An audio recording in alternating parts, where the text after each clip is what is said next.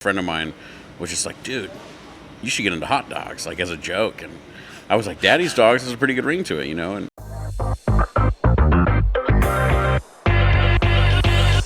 all right, everybody, we are here for episode 4 of the Road Dogs podcast, sponsored these first 5 episodes by Daddy's Dog. They've been great to have us in here, but the best part is I actually have Daddy from Daddy's Dog joining us today. Thank you for being here. yeah, man, thanks for having me. Man, this is having a hot dog with Daddy from Daddy's Dog. This is like Van Gogh painting next to I'm intimidated to even bite into a hot dog next to you. Dude, what did you go with? What's your? So I went with our Nashville SC dog. Okay. But it's our Georgia with bacon.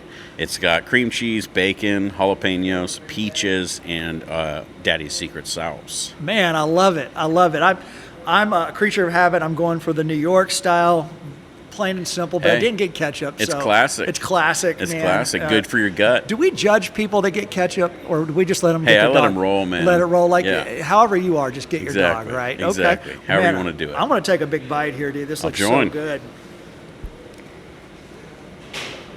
Oh, man.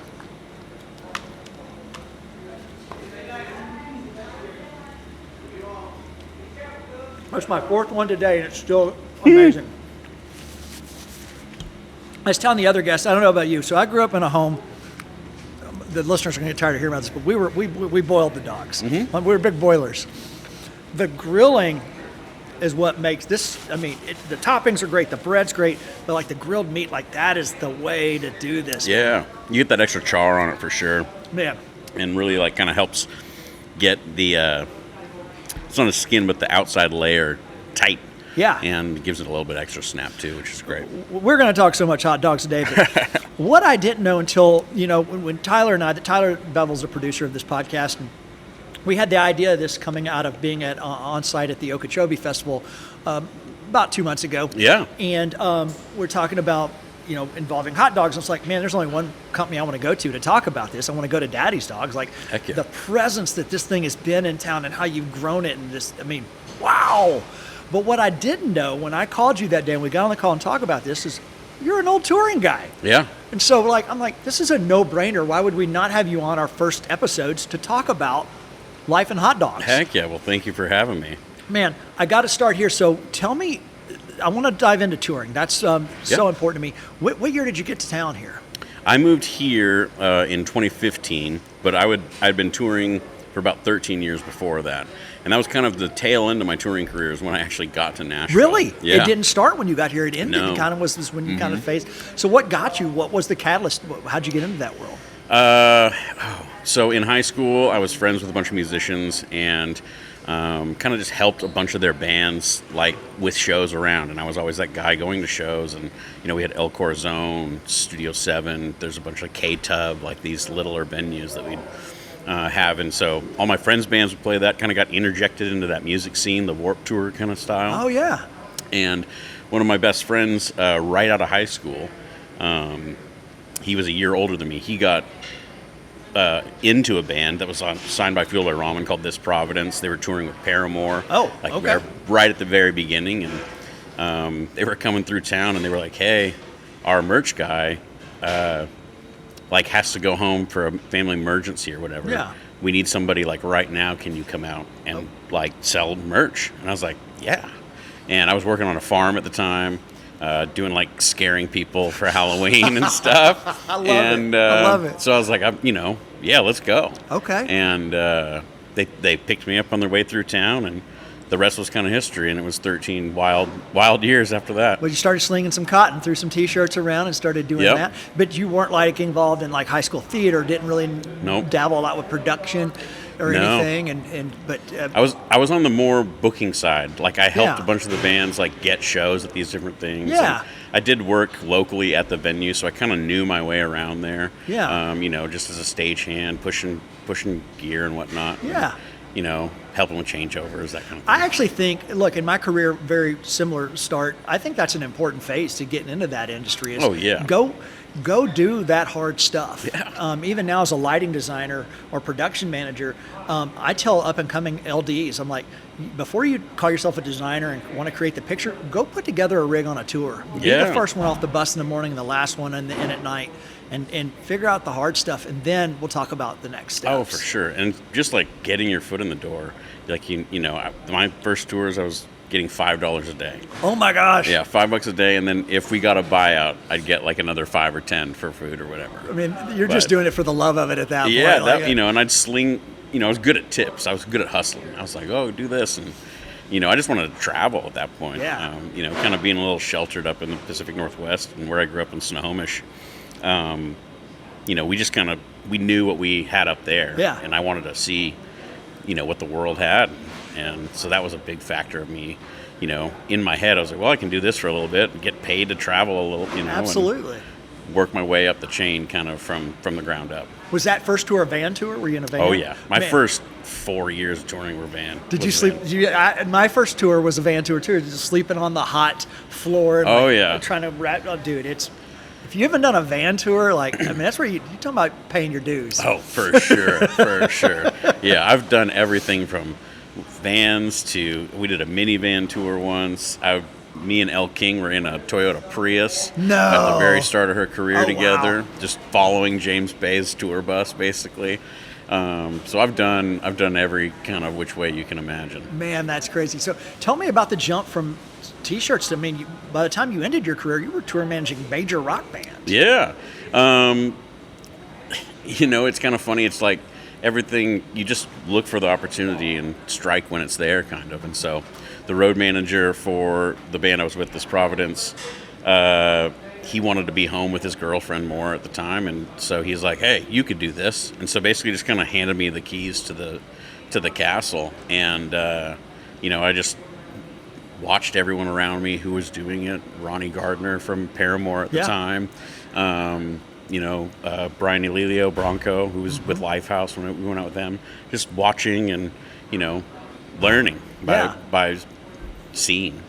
And it's such a hands-on career path, because yes, and I taught at Belmont for 10 years. I taught a class called tour production, and because I've done a little bit of tour management, I've done a lot more production management, but it's still hard to teach that in a classroom. You can teach your way of how you think should be done, but tour and production management is one of those things that you're gonna have your way of doing it, and there's several right ways to do it. You just got to find your path, but you've got to get out there and do it. You've got to, you know, figure out how to book hotels and do a show settlement and do all these things and manage personalities. Yeah, that's a big one. Huge. You know, that's like probably the biggest thing. I always said, and I would tell this in every interview, whenever anyone interviewed me for something, I'd say, look, you're going to be able to find somebody who's better at this job than me, but you won't be able to find somebody who's a better hang and can integrate themselves into any, you know, form of person. Right. And any group of people. Like, I can do that better than anybody else. How did you get that skill? You know, I think it's probably just, you know, growing up, I was kind of the, you know, short, chubby kid at the beginning, and then, you know, kind of the bullied for a little bit, and then I got a little bit popular in high school and kind of saw the other side of the coin, and kind of just, I don't know, I was able to fit into different groups. I've always liked to do my own thing. I was a shop kid in high school, so like I was in that community a little bit, but I was in the popular kids community and ASB and school government or whatever for a while. So I don't know, I've always just been able to like really connect with different groups of people and for different ways. And you know, I guess that's one of my like superpowers, I always say, is, you know, just really good at reading people, good at, you know, finding common ground with anybody. Absolutely. Yeah, my path was similar in that, I grew up overweight, and then but in high school got bullied, but then my senior year I had like an aha moment where I was like, you know what, I'm just going to go be me. I'm going to be funny. I think I'm going to play the funny route. Yeah. You know, this is the Chris Farley era. I'm like, I'm going to be the funny big guy, and I'm going to make people laugh, and I'm just going to be me. Exactly. And I found my group. And then getting out of high school and then trying college, which lasted 3 months for me, is when I discovered entertainment. And I was talking about this in the interview earlier with Marco, but to me, people that work behind the scenes and the crew of touring is like the island of misfit toys. We're 100%. all a little bit broken. We're all a little bit different. It takes a different kind of person to do this. It just does. You're out away from everything you know all the time. You're away from your family. You're away from your friends. No one knows what you do. You can't explain it to a regular person. Yeah. It's like, oh, what do you do? I'm a, lighting designer or whatever. What is that? And then it's like, they just kind of give you that stare, like, I don't know what that is, or exactly. Oh, that's cool, and just kind of, move on with their day or whatever. So it definitely is, it is that, and I've brought that a lot with Daddy's. I'm really proud of that. With this company of like, we have a lot of different types of people that work here. It's great. Yeah, and it's refreshing. It is refreshing. You Yeah. let people be their genuine self. They show up, hopefully do a good job, and be themselves. They'll be happier. Yeah, 100%. And that's what I've always loved about this industry, is I just felt like I could be me and go out and do it. So Definitely. man. And so as you started progressing through your touring career and tour managing, I mean, you like Cage the Elephant. They were in arenas at that point, right? No, we were kind of on the come up. It was the Shake Me Down record cycle that I did with them. Great record, by the way. Yeah, great record. We were did a lot of. I don't know. It was big theaters. Okay. At that time, it was co-headline with Manchester Orchestra. It was Who I love, one by of the the ones way. we did. Yeah, great band. And we did Coachella, which is kind of full circle moment for me. I was like, oh. Yeah, I want to talk about that too. Yeah, and but yeah, it was a blast. They were a great band and great guys. It was a lot of fun. Yeah. I worked with Elle, kind of before her takeoff. We did that whole X's and O's cycle and everything on that. The Love Stuff record, but yeah, it was a lot of fun. But you got to town in you said in 15? 15, and then kind of touring. So talk to me about this transition into Yeah. what you've grown into the hot dog empire of Middle Tennessee. Well, originally it's funny. I always wanted to move from tour management into more day-to-day artist management. Yeah. And so I had this idea. I'd broken my leg, kind of been forced off the road for a little bit and strapped for cash, all that kind of stuff. And a friend of mine was just like, dude, you should get into hot dogs, like as a joke. And I was like, Daddy's Dogs has a pretty good ring to it, And I got to stop you. Was Daddy already your nickname? Yeah. Oh, it already was. Okay. Yeah. Okay. Daddy's been my nickname since like 2008. Okay. Got it. Okay. Yeah. Good to know. Okay. Because when you're the tour manager, you're the dad. Tour dad. And yeah. so I was the absolutely. big guy, and I was like, oh, there's Big Daddy. I love it. I love it, man. So yeah, I had the, he gave me this idea, and he's like, Daddy's Dogs, it would be good. It's easy. I think you could have some fun with it or whatever. And I was like, yeah, whatever. And so as I was recovering with my leg, I just kept Googling it and kept bringing it up. And I flew down to Nashville. I kind of knew I'd reached the point of my career in touring in Seattle. I was at the top. Yeah. Wasn't going to go anymore. Everyone knew me. I could walk into any venue in Seattle and just be like, hey. Yeah. And I'm kind of the person that needs a little bit of struggle. I need a little bit of that motivation kind of behind me. And so I was like, well, I'll move to Nashville. I'll be the small fish again and work my way up to the big fish in the pond. You wanted that challenge. Yeah, I needed it. Yeah. I was getting very stagnant and, just needed that extra push. Absolutely. So I came here, went out on Broadway and was like, there's no hot dogs here. And they're a thing in Seattle. Like, you go out, Seattle Dogs right outside Showbox or whatever. And didn't see it. And so I was like, I think there's something there. And so originally I just wanted to have one cart, hopefully make enough to go on a couple really good vacations. Yeah. And not worry about it and kind of just have it be a background thing. Yeah. Still tour. And after splitting time doing that and some other things, I kind of got fired from 3 different bands right away, like bam, bam, bam. And I was like, man, coming off my injury, all that kind of stuff, I was like, I'm not having as good a time touring as I want to, Sure. And I was like, I always said, if this becomes more of a job, then, I'm going to hang it up. Right. And so I kind of talked to my business partner, and I was like, wonder what we could do with this hot dog thing. And he had his second kid. He was getting, they wanted another kid, and he wanted to get off the road too. And he was like, yeah, I'm down to give it a whirl if you are. And so we kind of just went for it and hit the ground running right after that. Man, I mean, going through, I mean, like looking at the expansive menu, which is so amazing. Like, is that all you and coming up with the ideas and stuff? And Yeah, for the most part. I mean, we listen to customers, we listen to all that kind of stuff, and from traveling, hey, what each region is about. The Seattle dog was the first one on there because that's what we do in Seattle. Yeah. That's how I'd get my dogs when I'd be drunk at 1 a.m. outside Showbox or Numa. I was like, cream cheese, sriracha, yeah, let's go. And and then, the first 6 was Lone Wolf, New York, Chicago, Big Daddy, Music City, and then Seattle. Okay. And then when we opened our restaurant, we expanded the menu, and it was kind of gave us a little more room to kind of fluff our feathers and be like, hey, I love food, and like, let's see what we can do. Yeah, man, you've built an empire. So it started out as one cart. Yeah. And now, I mean, what are you, 5 brick and mortar? We have 4 brick and mortars with a license deal as well here in town at Old Smoky, 6th and Peabody. Man. And yeah, it's crazy. It's grown into something wild for sure. We've got a whole festival division that travels and kind of keeps my foot in the music business a little bit. Well, let's talk about that. I follow your socials, and so I watch, which by the way are completely entertaining and great socials. Y'all love the socials. Thank you. But you just got back from a back-to-back from Coachella to Stagecoach down there. Man, tell me about, combining your 2 worlds here. Yeah, it's always awesome. I've treated this like a band, basically, with me being the lead singer. And I'm not musically inclined. I was never going to make it in that world if I started a band or anything.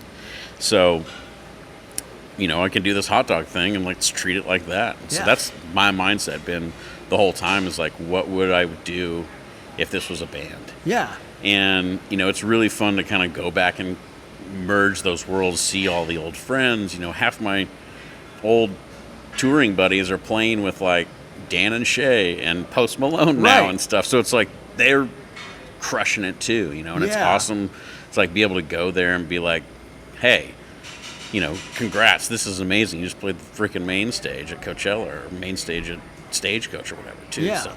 So you have, on that particular festival site, is it all backstage activation, or do you have something in the house for the fan? Yeah, we had stuff front of house for the fans, and then did a lot of after shows and stuff like that. Yeah, Marco was telling me too about his after show order. Of course, I saw it on socials too, man. You had just the tons of dogs rolling out there, man. I had to do 2 trips with that one. We had them strapped down to the back of our golf cart, and I was just crawling. Everyone's honking at me getting over there. Because it was right at the end of the festival. Everyone's trying to we're starting to tear down. And I'm just going 3 miles an hour, so they aren't shaking loose or anything back there. Man, what a cool thing to be able to merge those 2 worlds and do that. Yeah, it's a lot of fun, it's just, it's kind of, it's a surreal kind of, like I said, going from playing Coachella with Cage in, I think, 2009 or 11, one of the 2, to being able to be there on my own. Mm-hmm. And it's a different capacity, but it's still I don't know, it's a very proud moment for me. It's got to be. Yeah, it's got to be. Yeah, and do you see this? I mean, does this continue on? Do you bring this to Lollapalooza or Bonnaroo or anything? Yeah, I mean, we've been at Bonnaroo for about 6 years. Okay, we have about 4 activations we try to take out there for it. Okay, nice. So we've been kind of strongholded in that, but this, we're slowly getting more outside of our region, trying to do more shows with different promoters, all that kind of stuff. And so that was the furthest west we've ever gone. We haven't gone into California, but we've done some stuff in Vegas and Arizona, Innings Festival when we were young. We're doing Warped Tour this, which will be a really surreal one again of full circle again. That one was me going when I was 16, just going. Just to go, yeah. And then getting to play, it was the first step of surrealness. And then going back and doing this on my own is going to be really, really cool. I'm trying to do some band signings and stuff with some old friends and be come, let's make a hot dog collab and a shirt or something. Oh, that'd be fun. I love that. Yeah. I love that. Man, I love that you're able to combine your 2 worlds. And you get to play a little bit of the tour manager. If you're taking all the product and getting it to Coachella, which is in the desert. Yeah. It's logistics involved here. Oh, 100%. That's a lot of planning. Yeah. It's the skills that I learned touring have crossed over in unfathomable similarities. It's crazy. It's funny. Do you know Zito by chance? Zito's a production manager. Yeah. You probably met him. So he's been out with Green Day a lot. He's out with Jonas Brothers right now. But during the pandemic, he started a cinnamon roll thing here in town. He was doing his cinnamon rolls. And during the earlier podcast, he was talking about how he used a lot of touring people that were obviously not working during the pandemic to help. I guess he worked out of a restaurant co-op down the road here. But how talking about other restaurateurs in that co-op were commenting that, man, these road crew people know how to do logistics. Like he was like, we did 2,000 cinnamon rolls. We boxed them in 3 minutes. Yeah, like that's what we do. I always say, like, if a touring guy walks off the road and a restaurant guy walks off the road, and the touring guy's been in the business for 4 years and the restaurant guy's been in it for 20, I'll take the touring guy for 4 years all day long over the restaurant guy. It's just the work ethic, right? Work ethic. He won't be jaded like the other guy. Their road people's mentality is always to move up. Yes. If you don't, you won't be on the road anymore. No one will hire you. Right. You're always trying to get better. Yes. And you're always trying to learn. And that mentality in itself is invaluable to me as an owner or as a business. Like, it's so much easier to train that person. It's so much easier for them to buy into your whole thing. Yeah. And not to mention the work ethic, the sheer, especially you look at an arena level tour where you're walking in at 7 a.m., you're marking out the floor, and you're not going to hit your bunk again until probably 2:30, maybe 3. I mean, and you do that 3 nights in a row, you do that 3 in a row, that's an ass kicker. I mean, that's hard stuff. And man, I will challenge you to find a harder working group of people than those that work, as a road crew on a tour. 100%. Especially, I always ask if, when we get to talking with road guys, if they ever come in and apply or whatever. And, did you ever do Warped Tour? And did you ever do Warped Tour like pre-2012? Yep. Because that was like, you had to sometimes help build the stage. I heard about this. If you were in the band, right? You had to help build the stage. You had to fucking push your gear through the fields with, on giant wheels that, like, you had to go buy at Lowe's because casters wouldn't roll in the dirt. Right. And then you have to drive yourself if you're in a van. Yeah, I heard, too, that, like, maybe one band, and I could have got this wrong, but one band even had to be like the cooks. They had to help cook food, like they would help prep the breakfast or the lunch. And they have a barbecue band. Yes. And basically their payment they go on the road, would serve barbecue or burgers or whatever every night to all the bands, and that was their, like, hey, we get to play tomorrow, kind of thing. They're buying into the whole thing. I don't hate this business model. Look, it's talking about just paying your dues. 100%. I'm a big believer in paying your dues. I don't believe we should get things handed to us. Like, that's paying your dues. Like, how bad do you want this? When I'm on BobNet or a gigs chat that I see, I'm still all in all those. I love that. Just to, like, peek in the door, but when I'm in those and I see somebody like, I'm on my first tour and, like, it's only $1,200 a week in on my own hotel rooms on days off, I'm like, guy, I was making $5 a day, and we would maybe get a hotel room if Paramore would let us have their driver room. Yeah. Oh, thank you. We get to sleep in a bed somebody else slept in with 10 guys in the room. With 10 guys in the wet towels. Oh, dude, I've had them, yes. Man, that's paying your dues. Yeah. But I wouldn't trade it for anything. No. The journey to get from where I started in 91 to here, I wouldn't trade for anything. Man, look, there's times that sucked. I was fired from a lot of gigs, but you take those lessons and you're like, how can I prove myself? How can I make this better? And you just go and rock 100%. Your shit, man. You go and do your thing. Yeah. And I love that you've applied that thought process and work ethic into building your restaurant brand here. I think that's incredible, man. You've got to be so proud. Yeah. I'm always the next level guy. I never can stay sitting at one place for a long time and kind of see the fruits of my labor. I always want to, okay, well, we got there. Let's go to the next thing. Yeah. So this year especially, I've really tried, I got hurt and broke my leg in December, and I've been down for the count for a couple months and had a lot more time to just, like, reflect, and, like, plan some things out, all that kind of stuff, and, like, trying to really be more active about taking it in and being like, this is pretty crazy, Right? I think bands have a hard time doing that too. Lainey Wilson is a friend of mine. She's absolutely annihilating it right now. Biggest thing in the world, pretty much. And I'm always like, every time I see her, I'm like, I hope you just realize that, like, this is amazing, and like, it's, take a second and just own it. And I've been trying to do that a lot more this year, and it is really crazy. It is, and you just reminded me. I read an article with her recently too, where she and Keith Urban, who I toured with Keith for years, they were talking, and she was kind of talking to Keith about some of the hard stuff about the industry, like, hey, this is hard, and this and this and this, and kind of talking about some struggles. And Keith looks at her and says, hey, no whining on the yacht. And I thought that was pretty wise. Like, yes, this is hard, but look where you're at. Like how, and I think it's important that we take that time and reflect, and acknowledge when you've rocked your shit and done something big. Go own that. Yeah. And it's always funny. Everyone always assumes that, oh, he's just killing. He's making so much money. It's like, no, but like, we have done really, a really cool thing. Yeah. And still paying our dues in that regard. Like, I'm still waiting for that big check, but. We've been able to make something and be ingrained in this community. And that's really what I think I'm most proud of,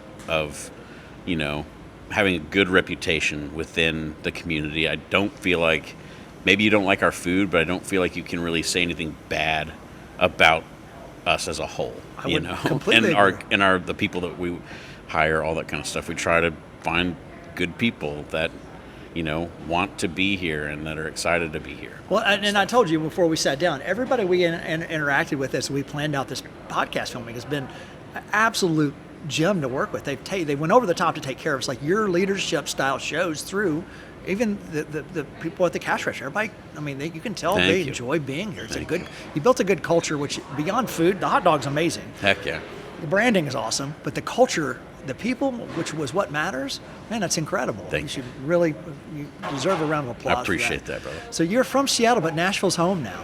Nashville's home, yeah, for now, for sure. Do you have spare time, or do you pour everything you have into this? I work hard, I play hard. Yeah. I think the thing I miss most about touring is traveling, and I feel like over the past 3 years we've really built up our management team and kind of the folks that work side by side with me to be able to hold things together if I'm gone for a little bit. I was just in California for a whole month. Yeah. I didn't come back, and the wheels are still on the bus, which is great. So, I'm excited for that, and I'm excited for that kind of part of this time in the business, where I get to kind of do a little bit more fun marketing stuff, or take a little vacation, all that kind of stuff, and not feel like I have to like be here 24/7, 365 like I have been for the past 10 years. Well, that being said, though, I've heard you say a couple times now that you don't like sitting stagnant. So I got to imagine somewhere in your head there's something bigger being planned here too. That there's a next step or a goal or a phase that you want to get to. Yeah, well, I opened a bar last year, which is something I've wanted to do for a long time. Which one is it? It's called Gramps Garage. Okay. Yeah, it's over on the east side next to Tiger Bar and Nicoletto's nice. and stuff. And so that's been a really fun kind of avenue for me to get some other juices flowing and other things that I can't necessarily do with Daddy's on a smaller scale. I don't really have plans to expand it. I just want to keep it kind of what it is, and it's a little 40-seat bar, nothing special. Okay. But it's like drinking your grandpa's garage. I love that. Yeah. I love that. And I got to imagine, knowing that you're really big on branding and look, it's got to have some fun decor in there. I've got to get in there and check it out. Yeah, I feel like I did a pretty good job on that. So. I love that. I love that, man. So that's awesome. So beyond that, like, no hobbies, anything you do? It's you just kind of... Yeah, I ride motorcycles, scooters. Okay. I recently actually got sponsored by Honda, which is kind of cool. Nice. So they sent me a bike, and I've just been able to like ride that around. And a couple years ago, I did a cross-country tour. We went from Jacksonville to Seattle. Wow. And we filmed it, made a movie. It's called Slow Ride Home. It's on Amazon for rent. I need to check that out. Yeah. Okay, good to know. Check it out. If you don't like it, I'll give you the $3 No, back. I'm all about it. We'll go check that. That's awesome. But we're trying to do another one next year. And so I'm kind of starting to get the planning for that going. Okay. And all the logistics and, see if Honda wants to get involved. We're thinking either San Diego to Seattle, or Seattle to Alaska. And is it just a travel story, or is it part of your personal journey along the way and diving into who you are? Yeah, it'll be a little bit of a character story, but a lot of it, I'm in a scooter club. Okay. And so, I've been in that for about 15 or 16 years now. And it's just kind of like this group of guys that, like, you pick up right where you left off every time you see them. And you can go to them with any problems. It's really like more of a therapy group than it is a scooter club at this point in our 35s and 40s. But, that's where we all kind of align and connect. And you talk about a group of misfits, that's the one. I love it, though. And yeah, man. And, we have guys that are radio dudes in there to a doctor, to engineers that are working on bridges. It's just this really hodgepodge group of people, but a lot of personality, I bet. Yeah, and just like the best guys. Like, they came down a couple years ago. We do this thing called Man of the Year. We vote on who. This was the first year I didn't even know it was happening, but they flew down and surprised me. All wore yellow suits, and it said "Daddy's Dudes" on the back. Oh, that's awesome. And 25 of them. And we just took over Broadway for 3 days. And so we started a tradition then called Man of the Year. Had this trophy. You carry the trophy around all weekend, basically, and we vote on, like, one person who we think has been, like, the Man of the Year, who's helped everybody out the most and kind of been a leading example for our group of people. Man. Yeah. I love that. It's pretty wild. I love that. There's not a lot of people or groups that I feel like do those sort of things, and it's really important to me. But no, we need that in our lives. We need those kind of people and groups and individuals that challenge us, that make us want to be better, make us want to not just elevate ourselves, but our community and those around us too. Or call you out on your shit when you're being an asshole. 100% too. I've needed that, and I still need it. My wife's my number one person to do that. Thank God for her. But we all need that in our lives, man. 100%. Man, I got to ask you, just because I can sense it in you. Like, you are a great leader. Thank you. What makes a great leader? Oh, man.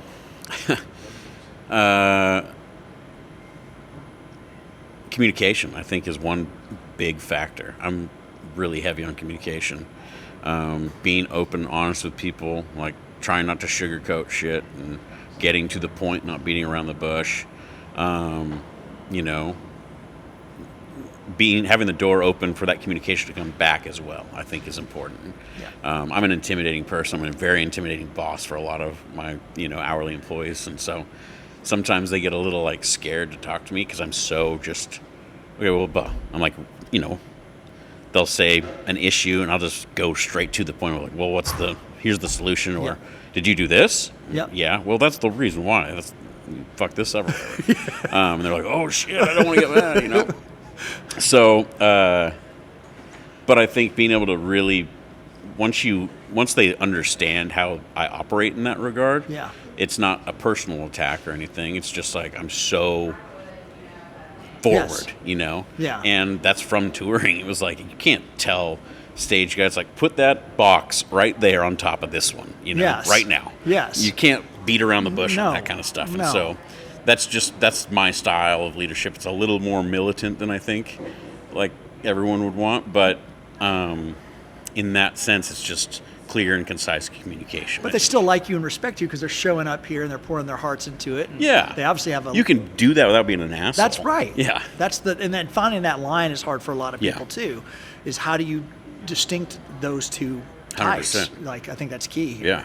Mark, actually, like, nicest guy there ever was. 100%. On the road. Yeah. And you're like, how do you do this so nicely? Yeah. And, like, taking pointers from that again of, like, you can be very stern and nice. At the same time. At the same time. I love that, man. I love that. Man, dude, it has been so great spending some time with you to hear. Yeah, today. Chris, thank you, man. This is it truly is. It's kind of like you're like the Ron Jeremy of hot dogs here. Let's hope I end up in a better place. Oh my goodness. You're like the rock star here, man. Like, I love it. Like, you got the wieners, man. I love it. You've built a brand. You've built an incredible brand. I'm as a fifth generation Nashvilleian, I'm so proud to be here and see what you've witness what you've built, man. This has been incredible, and honestly, your partnership here on this podcast podcast, as we're trying something new ourselves and seeing what works and doesn't work. I mean, you guys have been amazing Well, partners. cheers to you. I actually have a funny story. I was going to start a podcast a while back with a touring guy, and we were going to call it Road Dogs. I had a whole branding kit made and everything. Don't sue me. I won't. You actually did it.